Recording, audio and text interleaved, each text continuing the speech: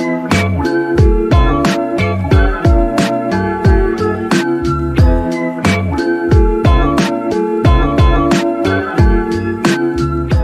sebelum kami membahas materi, izinkan kami mengaturkan pangandaran rumah.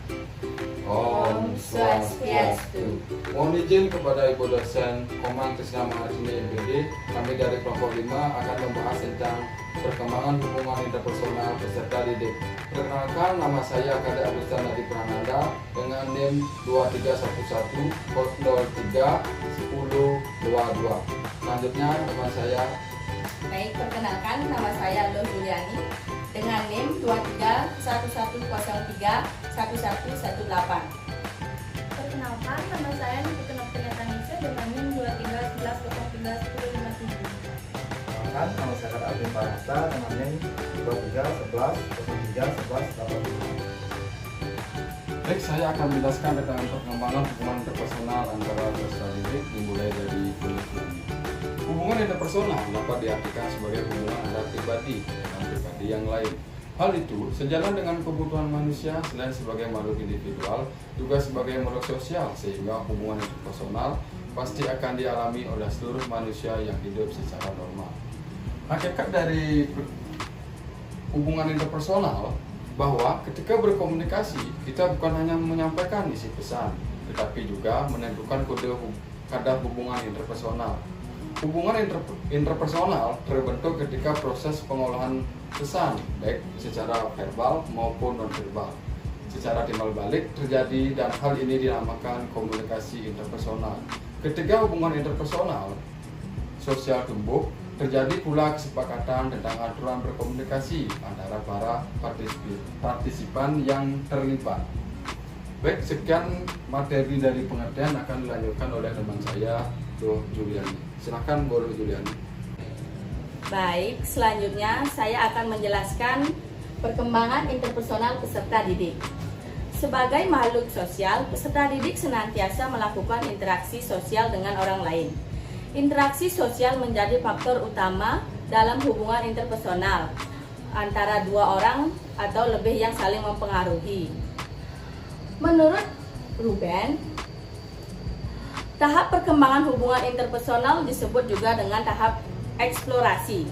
Tahap ini merupakan pengembangan dari tahap inisiasi atau tahap hubungan interpersonal yang awal dan terjadi tidak lama sesudah inisiasi tersebut terjadi. Yang kedua, menurut Knapp, di dalam keluarga atau orang tua, interaksi sosial dapat menyebabkan seseorang menjadi dekat dan merasakan kebersamaan. Namun sebaliknya, dapat pula menyebabkan seseorang menjadi jauh dan terselisih dari hubungan interpersonal. Interaksi sosial meliputi lingkup sosial yang luas seperti sekolah dan dengan teman-temannya. Baik, saya akan lanjut menjelaskan hubungan antara peserta didik dengan keluarga. Keluarga merupakan unit sosial yang terkecil yang memiliki peranan penting dalam menjadi besar bagi perkembangan personal anak dalam konteks sosial yang lebih luas. Yang pertama, karakteristik hubungan anak usia sekolah dengan keluarga.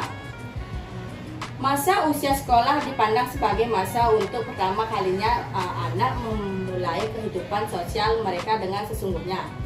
Keluarga tidak lagi menjadi subjek tunggal dan pergaulan anak. Dalam pergaulan anak, namun orang tua tidak menjadi bagian penting dalam proses perubahan yang terjadi pada anak. Balik. Selanjutnya, karakteristik hubungan remaja dengan keluarga. Perubahan-perubahan fisik, kognitif, dan sosial yang terjadi dalam perkembangan remaja mempunyai pengaruh yang besar terhadap relasi orang tua dengan remaja. Karena remaja meluangkan sedikit lebih waktunya bersama orang tua dan lebih banyak mereka menghabiskan waktu dengan dunia yang lebih luas. Akibatnya remaja mulai mempertanyakan dan menentang pandangan-pandangan orang tua serta mengembangkan ide-ide mereka sendiri. Dengan demikian, keterkaitan dengan orang tua selama masa remaja dapat berfungsi adaptif yang menyediakan landasan yang kokoh di mana remaja dapat menjalani dan menguasai lingkungan baru dan suatu dunia sosial yang luas dengan cara-cara yang sehat secara psikologi. Baik, selanjutnya akan dijelaskan dengan teman saya. Berikut ada beberapa aspek perkembangan hubungan peserta didik dengan teman sekalian.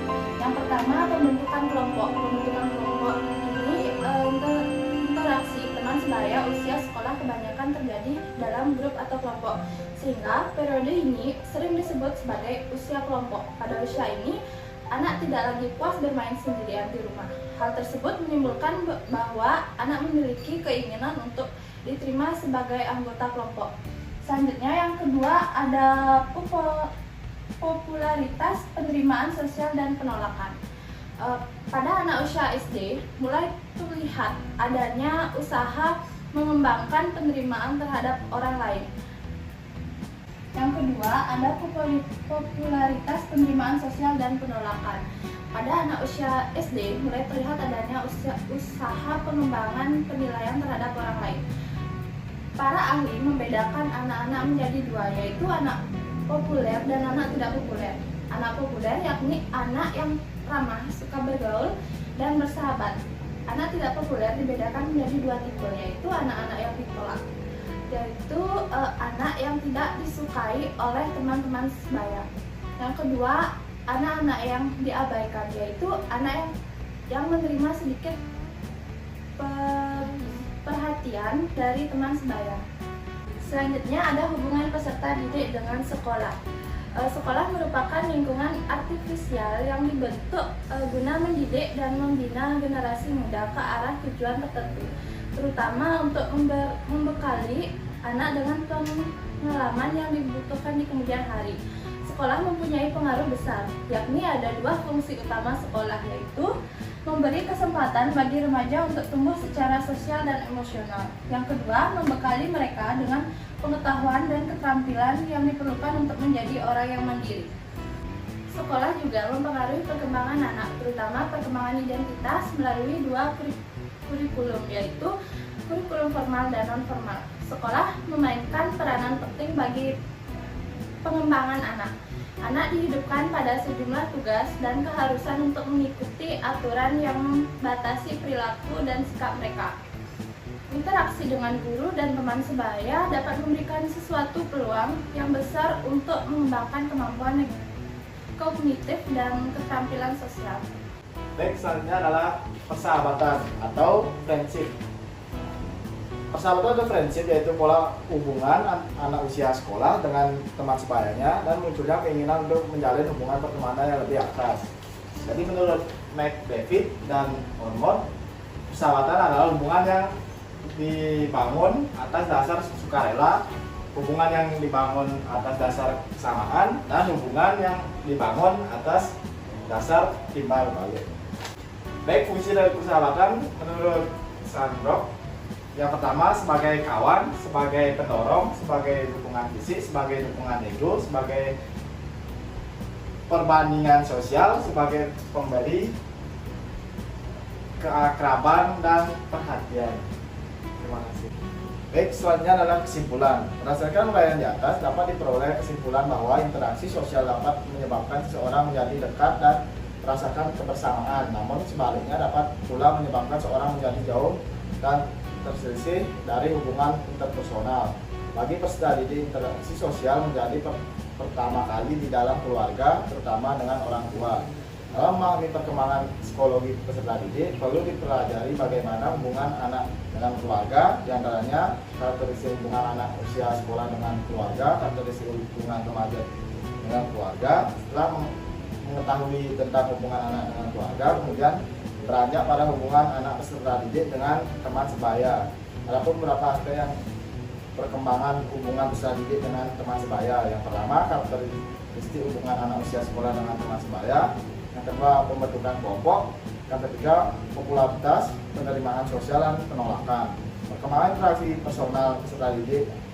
Ada pula istilah persahabatan atau prinsip, yaitu pola hubungan anak usia sekolah dengan teman sebayanya dan munculnya keinginan untuk menjalin hubungan pertemanan yang lebih akrab.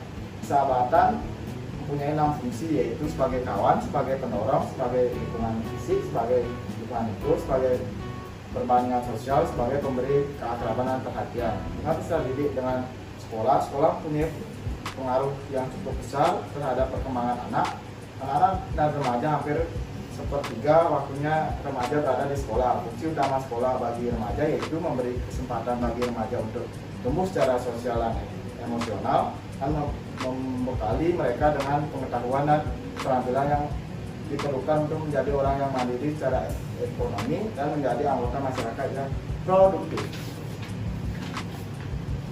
Baik, sekian materi dari kelompok kami, yaitu kelompok 5 tentang perkembangan hubungan interpersonal peserta didik. Mohon maaf jika ada kesalahan dari kami. Akhir kata kami tutup dengan Paramo Santi. Om Santi Santi Santi Om.